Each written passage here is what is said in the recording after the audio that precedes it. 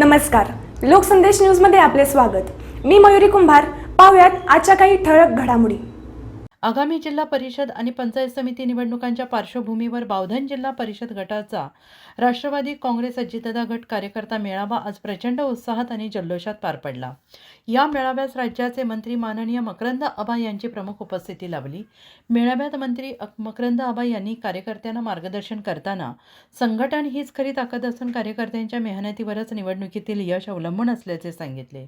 आगामी निवडणुकांसाठी आत्तापासूनच तयारीला लागण्याचे आवाहन त्यांनी केले। यावेळी उपस्थित कार्यकर्त्यांशी मनमोकळा संवाद साधण्यात आला।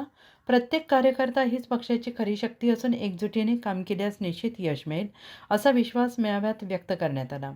या मेळाव्यास बावधन जिल्हा परिषद गटातील प्रमुख पदाधिकारी, निष्ठावान कार्यकर्ते, सरपंच, उपसरपंच, ग्रामपंचायत सदस्य, विविध संस्थांचे चेअरमॅन, व्हाईस चेअरमॅन, संचालक तसेच परिसरातील जागरूक नागरिक तसेच मोठ्या संख्येने उपस्थित होते। सगळ्यांच्या उत्स्फूर्त सहभागामुळे हा मेळावा आणखी निवडणुकांच्या दृष्टीने प्रेरणादायी ठरला। साताराबाई प्रतिनिधी प्रवीण नवघरे यांचा रिपोर्ट।